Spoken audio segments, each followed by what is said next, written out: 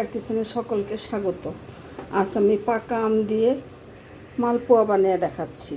তার জন্য এখানে একটা আম নিয়েছি। আমটা আমি রস বের করে নিয়েছি, মিক্সারে ব্লেন্ড করে নেব।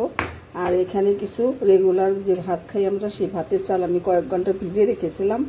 সাথে কিছুটা বিউলির ডালও আছে, এই ডাল দিয়ে সহকারে ভিজিয়ে রেখেছিলাম। এই ডালটা দিলে অনেকটা ফ্লাফি হয়, এই জন্য আমি এই ডালটা দিয়েছি, অল্প কিছু ডাল। এটা ওই যে ডালটাও দেখো একদম নরম হয়ে গেছে, ভিজিয়ে রেখেছিলাম। এটা আমি আমের পিউরি একসাথে দিয়ে আমি এটাকে মিক্সারে বেটে নেব। চালটা আর আমের পিউরিটা একসাথে বেটে নেব।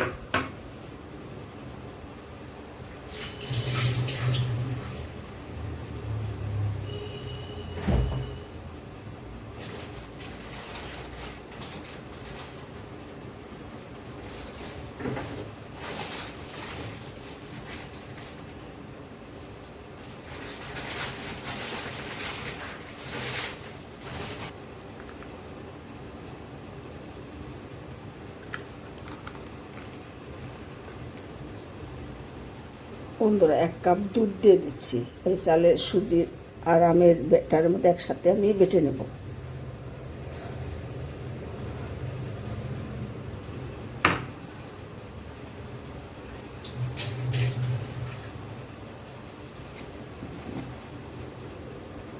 মিষ্টির জন্য দিয়ে দিচ্ছি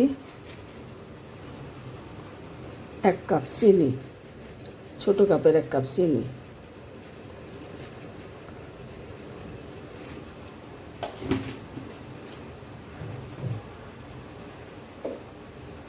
মিষ্টি দিয়ে দিচ্ছি একটু নুন।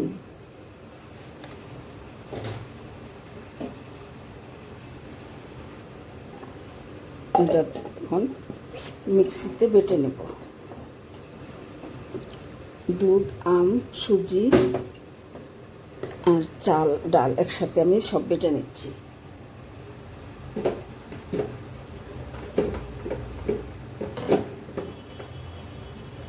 জন্য এখন আমার ব্যাটারটা রেডি, ভালো করে ফেটিয়ে নিয়েছি।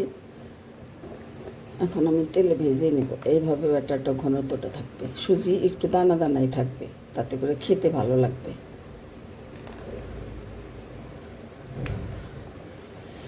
এর মধ্যে তোমরা মৌরিও দিয়ে দিতে পারো।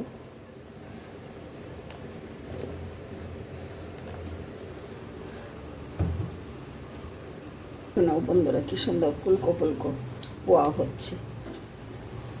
কড়াইতে দেওয়ার সাথে সাথে এরকম ফুলে উঠছে। তোমরা আমের দিনে এরকম আম দিয়ে একবার বানিয়ে খেয়ে দেখো, আশা করি ভালো লাগবে।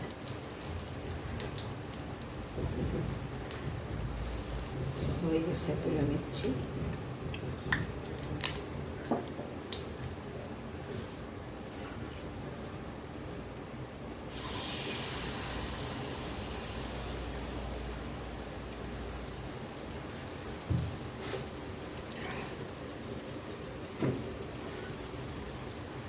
তেলটা উঠতে একটু এরকম ছিটকে ছিটকে দিলে ফুলে উঠবে পুরোটা।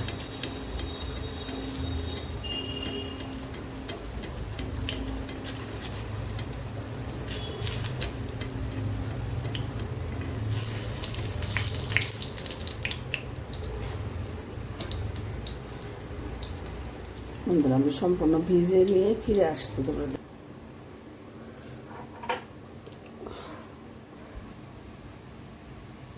হ্যালো বন্ধুরা, দেখে নাও আমের মালপোয়া।